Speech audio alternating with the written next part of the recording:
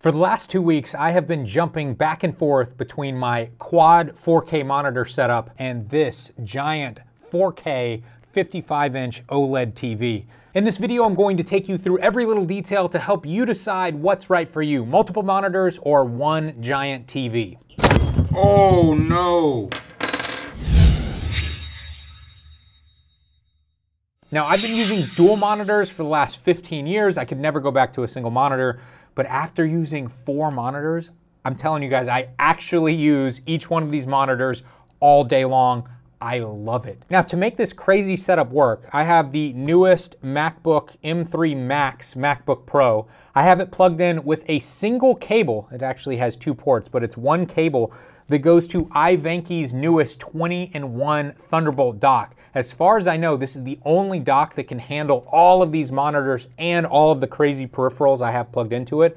So it is just amazing that I can sit down with such a small, silent laptop and get 4 4K screens instantly running. It's been absolutely amazing. Let's quickly talk about monitors versus TVs in general. Computer monitors are made to be used with computers, and they're made to be left on for hours, if not days at a time. They're made to turn on and off when your computer turns on and off. And they have tons of different inputs like HDMI and DisplayPort, and some of the new ones have USB-C or Thunderbolt ports. Almost every TV is only going to give you HDMI. And most TVs, including the LG, does not have an automatic wake feature. So I'm having to use the remote control to turn the TV on every time I want to use the computer. Now, I have found that people have created these scripts online, and it's kind of a complicated process, but you can potentially make the TV turn on automatically when your laptop does. But like I said, it's pretty complicated. I don't think the average person is going to jump through all those hoops.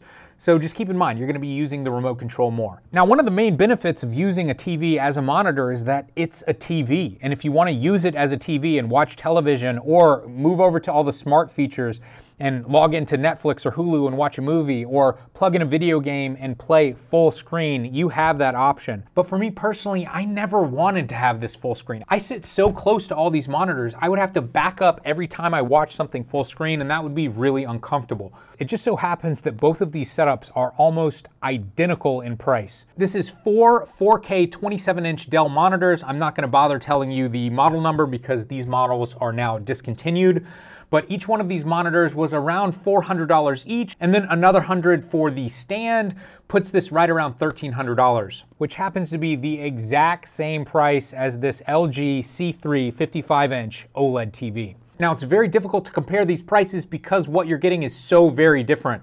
Here I have 4 4K monitors, whereas my TV is only 4K. So I'm giving up a ton of resolution with this setup, but I'm also gaining much better image quality. I never thought I would say this, but the image quality out of this TV is the best I have ever seen. The colors match my iPhone and my internal MacBook Pro monitor almost exactly, and the contrast ratio is unbelievable because this is an OLED screen. But if you want that image quality in computer monitors, they do exist. You can buy OLED monitors these days. They're just extremely expensive. So you just have to figure out what's important to you and what you're willing to spend. Now, when comparing the setup, nothing is easier than buying one giant TV, putting on one stand, plugging it in with one cable. There were a few little things that I had to go into the menu and make this more of a monitor than a television. I had to turn off all the vivid colors and everything. But after just a few minutes, I was up and running. One beautiful, huge, seamless TV on your desk looks really nice. This looks goofy as hell, and setting it up was an absolute nightmare. It took me over 2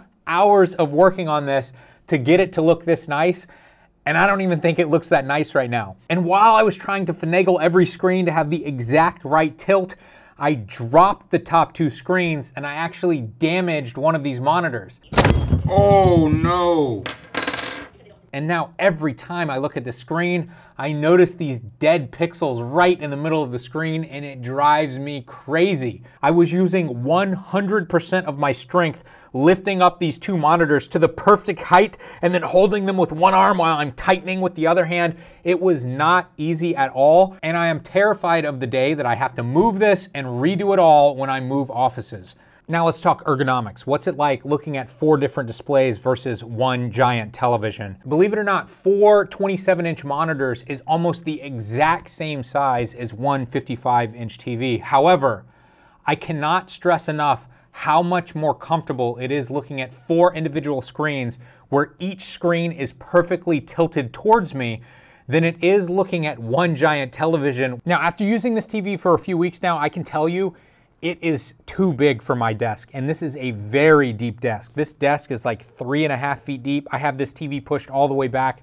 My neck hurts from constantly having to look all over this TV. When it comes to navigating around macOS, I think it's much easier on 4 individual monitors because you're going to have the option for 4 different docks down at the bottom, and each monitor has its own menu bar on the top of every single screen. No matter what application you're currently using, if you have to go up to File, Edit, View, History, any of these options up here, you're gonna have to look way up at the top. I find myself like kind of leaning forward a lot and leaning back and then looking back over here if I wanna check the time. It's much nicer on 4 different monitors when you have 4 different menu bars. So because you can't tilt the television towards you, I think the only way to make it comfortable is to have a significantly smaller TV. I think for the average person and the average size desk, if you're gonna go with a TV, I think 42 inches is probably the maximum size that you're gonna find comfortable. Now this TV is way too big to use it as one monitor. If I want to full screen something, I want it to only get as large as 1/4 of this screen.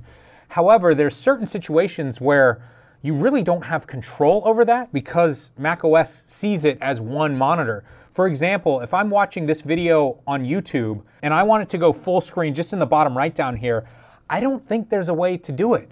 If I click the full screen button, it's going full screen on the entire TV, and for me to comfortably see this, I have to back way up, which kind of defeats the entire purpose. Similarly, there's an issue with the preview function as well.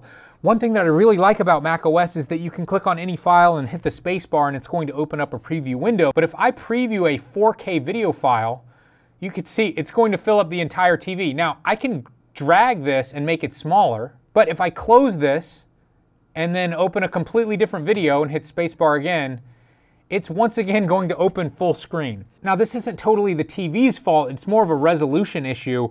macOS is trying to show the entire 4K video in 4K, which is smart. For me personally, I like being able to drag windows and just make them full screen on individual monitors. That's a lot easier than it is on the television. But it's just another reason why I feel like for me personally, if I were going to use a television as a monitor, I really want it to be 8K. I would have loved to test out an 8K television, but I can't find any of those that are less than 65 inches. And the price for one of those is going to be at least $2,500, much more likely to be over $3,000. Now, when it comes to resolution, there's always the debate on how much you can actually see.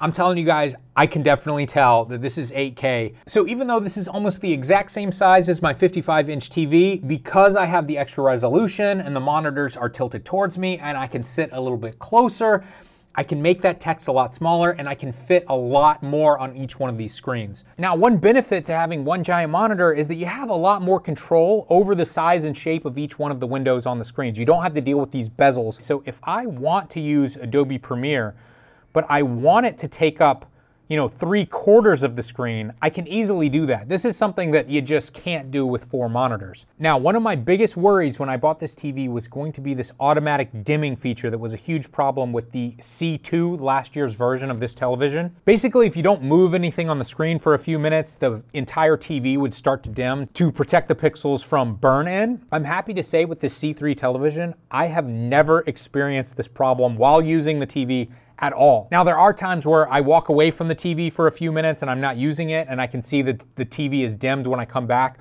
But the second I move something on the screen, it comes right back. And like I said, it has not ever happened while I've actually been using it. I read online that LG fixed the problem from last year's TV, so I don't think it's anything you have to worry about anymore. So after using both of these setups for a couple of weeks now, it's very clear to me that the quad monitor setup is the clear winner for how I like to work. But that being said, I realize that the average person doesn't use a computer like I do at all, and they also don't have the patience to build something like this because it was a massive pain in the butt. Each time I go back to sit down at the desk with the TV, I think to myself, oh my gosh, this is so much prettier and simpler and easier. For me personally, this TV is so close, but it's just not quite as good as my quad monitor setup. I really want something a little bit smaller than this to make it a little bit more comfortable to use. I also really want 8K. And that makes things very difficult because almost every 8K TV on the market starts at 65 inches. I have read about a new 55-inch 8K monitor that's coming out in 2024. I might have to check that one out.